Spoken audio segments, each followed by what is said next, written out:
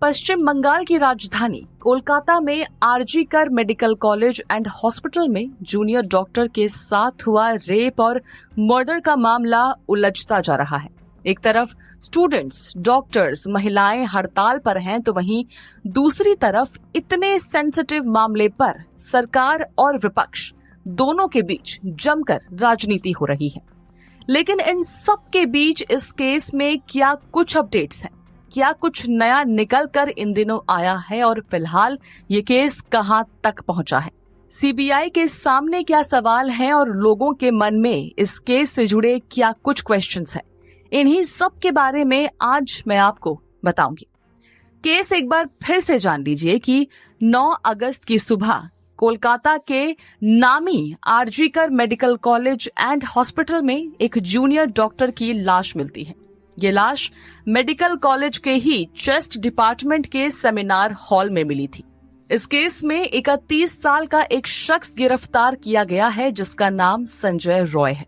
शुरुआत में इस केस की जांच कोलकाता की स्पेशल टीम कर रही थी, लेकिन अब ये मामला सीबीआई को ट्रांसफर कर दिया गया है। जूनियर डॉक्टर का परिवार दरअसल लगातार कोलकाता पुलिस पर ठीक से इन्वेस्टिगेशन न करने का आरोप लगा रहा था और खुद कोलकाता हाई कोर्ट ने भी ये पॉइंट किया था कि केस को हफ्ता भर करीब बीत जाने के बाद भी पुलिस इस मामले में कोई खास प्रोग्रेस नहीं दिखा पाई। तो इन सब के बीच, यानी कि कोलकाता पुलिस पर लग रहे लगातार आरोपों के बीच, अब ये इन्वेस्टिगेशन ऑफिशियली सीबीआई के हाथ में आ गई है। मामला ट्रांसफर होते ही सीबीआई ने भी तेजी से जांच शुरू कर दी है। रिपोर्ट्स में बताया गया है कि जूनियर डॉक्टर का पोस्टमार्टम करने वाले डॉक्टर्स से सीबीआई ने 4 घंटे पूछताछ की। यहाँ एक चीज आपको बता दूं कि जूनियर डॉक्टर का पोस्टमार्टम उसी आरजी-कर मेडिकल कॉलेज में ही किया गया था। फॉरेंसिक डॉक्टर्स के अलावा सीबीआई ने हॉस्पिटल के ही कुछ और लोगों से भी पूछताछ की है। कहा जा रहा है कि 8 और 9 अगस्त जितने लोग ड्यूटी पर थे, इसकी जांच पड़ताल के लिए ड्यूटी रोस्टर्स मंगवाए गए हैं। बताया जा रहा है कि उस दिन और उस शिफ्ट में मौजूद हर शख्स के घर का दरवाजा सीबीआई खटखटाएगी। अब मामला इधर सीबीआई के हाथों में आ गया है, तो वहीं दूसरी तरफ कोलकाता हाई कोर्ट की तरफ से भी एक जांच शुरू की गई है। दरअसल जूनियर डॉक्टर के घर वालों को 9 अगस्त की सुबह ये कहते हुए फोन किया गया था मेडिकल कॉलेज की ही तरफ से कि उनकी बेटी ने आत्महत्या कर ली है। अब न सिर्फ उस जूनियर डॉक्टर की लाश बल्कि क्राइम सीन, इन दोनों को देखकर कोई भी पहली ही नजर में बता सकता था कि ये मामला न सिर्फ मर्डर का है बल्कि रेप केस भी है। ऐसे में आखिर किस कारण जूनियर डॉक्टर के घर वालों को ये बताया गया कि उनकी बेटी ने आत्महत्या कर ली है? यही पता लगाने की कोशिश हाईकोर्ट की तरफ से की जाएगी। अब जैसा मैंने आपको बताया कि इस मामले के सामने आने के बाद से देश भर में प्रोटेस्ट हो रहे हैं। इतना ही नहीं, ये प्रोटेस्ट देश के बाहर भी जा चुके हैं। अमेरिका के टाइम्स स्क्वायर में भी कई लोग इस केस को लेकर हड़ताल करते दिखे। ऐसा ही एक protest RG Kar medical college and hospital के सामने भी हो रहा है। इस प्रोटेस्ट में जूनियर डॉक्टर और मेडिकल स्टूडेंट्स भी शामिल थे। लेकिन 1-2 दिन पहले ही आधी रात को अचानक प्रदर्शन करने वालों की एक भीड़ हॉस्पिटल में घुसी और अंदर जाकर तोड़फोड़ मचा दी। शुरुआत में कहा गया कि इस भीड़ ने क्राइम सीन, यानी जहां पर जूनियर डॉक्टर की लाश मिली थी, वहां भी जाकर सब कुछ कंटामिनेट कर दिया। जरूरी सबूत, सुराग जो वहां से मिल सकते थे, सब कुछ खराब कर दिया। हालांकि बाद में कोलकाता पुलिस का बयान सामने आया। कोलकाता पुलिस का कहना था कि हॉस्पिटल में जाकर कुछ लोगों ने तोड़फोड़ जरूर की है, लेकिन क्राइम सीन में किसी को भी नहीं घुसने दिया गया। पुलिस ने कहा है कि क्राइम सीन सील्ड ही था और अभी भी सील्ड ही है, कुछ भी कहीं से कंटामिनेट नहीं हुआ है। वहीं मेडिकल स्टूडेंट्स और जूनियर डॉक्टर्स जो मेडिकल कॉलेज के सामने हड़ताल कर रहे थे, उनका कहना था कि मेडिकल कॉलेज के अंदर जाकर तोड़फोड़ करने वाले लोग उनमें से नहीं थे। इन सब के बीच पश्चिम बंगाल में अपोजिशन पार्टी बीजेपी का कहना है कि इस मेडिकल कॉलेज और टीएमसी से जुड़ा कोई बड़ा आदमी इस केस में इन्वॉल्व है, जिसे छिपाने की कोशिश की जा रही है, जिसे बचाने की कोशिश हो रही है। बीजेपी दावा कर रही है कि हॉस्पिटल में घुसकर तोड़फोड़ किए जाने का कारण भी यही था कि जरूरी सबूतों को मिटा दिया जाए ताकि सीबीआई को अपनी इन्वेस्टिगेशन में कुछ भी न मिले। हालांकि टीएमसी का कहना है कि ये लोग बीजेपी के हो सकते हैं। इन आरोप प्रत्यारोपों के बीच जूनियर डॉक्टर की जो पोस्टमार्टम रिपोर्ट आई है उस पर एक सीनियर डॉक्टर ने सवाल खड़े किए हैं और एक बहुत बड़ा दावा अब किया जा रहा है। इस सीनियर डॉक्टर का कहना था कि पोस्टमार्टम रिपोर्ट से तो लग रहा है कि इस मामले में एक से ज्यादा लोग इन्वॉल्व हैं, यानी जूनियर डॉक्टर के साथ रेप और हत्या की जो वारदात हुई उसमें सिर्फ संजय रॉय नहीं बल्कि एक या एक से ज्यादा लोग शामिल हो सकते हैं। गैंगरेप का एंगल सामने आने के बाद लोग हैरान हैं। जांच सीबीआई को ट्रांसफर हो चुकी है, लेकिन अब ऐसे कई सवाल हैं जो एजेंसी के सामने हैं, जिन्हें सुलझाने पर ही इस केस की गुत्थी सुलझ पाएगी और लोगों को उनके सवालों के जवाब मिल पाएंगे।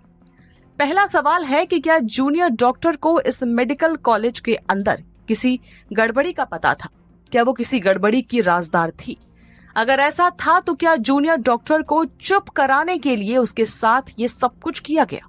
दूसरा सवाल, क्या किसी साथी डॉक्टर ने या किसी सीनियर ने या उसके साथ के किसी भी शख्स ने किसी तरह का बदला लेने के लिए आउट ऑफ जेलेसी, जलन के कारण जूनियर डॉक्टर के साथ ये करतूत की? अगर ऐसा था तो संजय रॉय वहां पर कैसे और किस तरह पहुंचा और उसने साथ भला क्यों दे दिया? अगला सवाल कि जूनियर डॉक्टर की मां का बयान हाल ही में मीडिया में सामने आया है। उन्होंने कहा कि उन्हें सुबह ही फोन कर दिया गया था कि उनकी बेटी की मौत हो चुकी है, लेकिन अस्पताल पहुंचने के 3 घंटे बाद तक भी उन्हें उनकी बेटी को नहीं देखने दिया गया था। सवाल उठता है कि आखिर ऐसा क्यों किया गया? क्या इस दौरान मेडिकल कॉलेज का मैनेजमेंट या पुलिस कुछ छुपाने की कोशिश कर रहे थे? चौथा सवाल कि क्या क्राइम सीन को बिगाड़ने की कोशिश करने के लिए ही मेडिकल कॉलेज के अंदर तोड़फोड़ का ड्रामा किया गया?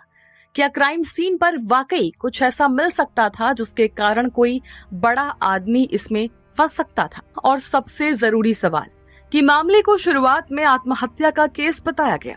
शुरुआत में कोलकाता पुलिस भी बयान देने से बचती नजर आई। आखिर क्यों रेप मर्डर के इस केस को आत्महत्या का केस बनाने की कोशिश की जा रही थी और किसके कहने पर? पांचवा सवाल, केस को 1 हफ्ता बीत चुका है और मामले में सिर्फ एक गिरफ्तारी हुई है। अगर पोस्टमार्टम रिपोर्ट में गैंगरेप की बात साफ थी तो कोलकाता पुलिस क्या इस एंगल से जांच कर रही थी? संजय रॉय को अरेस्ट करने के बाद क्या बाकी लोगों की तलाश के लिए पुलिस कुछ कर रही थी? ये सवाल तो वो है जिनके जवाब सीबीआई को ढूंढने हैं। कुछ ऐसे भी सवाल हैं जिनके जवाब जनता जानना चाहती है। पहला सवाल तो यही कि टीएमसी के बड़े नेता आखिर इस मामले पर बोलने से क्यों बच रहे हैं? काकोली घोष टीएमसी की बड़ी नेताओं में से एक हैं और उनके पति तो खुद आरजी कर मेडिकल कॉलेज के एल्यूमिनियाई हैं। दोनों की ही तरफ से अब तक कोई बयान सामने नहीं आया है। महुआ मोइत्रा टीएमसी की बड़ी नेता हैं। महिलाओं की सेफ्टी को लेकर, महिलाओं के अधिकारों को लेकर कई बड़ी बातें बोलती हैं, लेकिन इस केस में वो भी चुप्पी साधे हैं। सवाल की इस वारदात के सामने आने के बाद मेडिकल कॉलेज के प्रिंसिपल डॉक्टर संदीप घोष ने रिजाइन दिया। इस रिजाइन को सरकार ने एक्सेप्ट नहीं किया, बल्कि 4 घंटे के अंदर उन्हें किसी दूसरे मेडिकल कॉलेज का प्रिंसिपल अपॉइंट कर दिया गया। इस जल्दबाजी का कारण क्या था? सवाल उठ रहा है कि जिस सेमिनार हॉल में इतनी बड़ी वारदात हुई उसके ठीक बगल वाले एक कमरे में कंस्ट्रक्शन का काम अगले ही दिन से शुरू हो गया। क्या क्राइम सीन के साथ छेड़छाड़ करने के लिए जानबूझकर मेडिकल कॉलेज का मैनेजमेंट ये कंस्ट्रक्शन का काम करा रहा है? एक और सवाल सबके मन में है कि मामला इतना बड़ा था, इतना सेंसिटिव था, लड़की का परिवार शुरू से कोलकाता पुलिस की जांच से संतुष्ट नहीं था, तो ऐसे में सीबीआई को ये जांच पहले ही ट्रांसफर क्यों नहीं कर दी गई? इस देरी का क्या रीजन था, क्या वजह थी? इस केस में सवाल बढ़ते जा रहे हैं और जवाबदेही जिनकी है वो चुप्पी साधे बैठे हैं। सीबीआई को केस ट्रांसफर होने के बाद लोगों के मन में थोड़ी सी उम्मीद जागी है कि शायद अब आरोपियों को सलाखों के पीछे पहुंचा ही दिया जाएगा। इस केस के सामने आने के बाद पश्चिम बंगाल की मुख्यमंत्री ममता बनर्जी ने कहा है कि मामले में आरोपियों के लिए फांसी की सजा की ही मांग की जाएगी। 15 अगस्त के अपने भाषण के दौरान प्रधानमंत्री नरेंद्र मोदी ने भी कहा कि इस तरह के मामलों में दरिंदों को कड़ी से कड़ी सजा दी जानी चाहिए और उन्हें सजा दिए जाने की खबर मीडिया चैनल्स को चलानी चाहिए, दिखानी चाहिए, हाईलाइट करनी चाहिए, ताकि इस तरह के लोगों में कानून का जो डर है वो पैदा हो और वो इस तरह की हरकतें करने से पहले कम से कम 1 लाख बार सोचें। इस पूरे केस की अब तक की अपडेट मैंने आपको बता दी है। आगे आने वाले दिनों में जो कुछ होगा वो नई अपडेट्स भी मैं जल्द ही आपके सामने लेकर आऊंगी। लेकिन आपका दिमाग क्या कहता है? क्या लगता है आपको कि इस केस में कुछ ऐसा है जिसे वाकई छिपाने की कोशिश की जा रही है, या वाकई में संजय रॉय ही वो दरिंदा है जिसने अकेले ही अपने ही दम पर एक जूनियर डॉक्टर को मौत के घाट उतार दिया?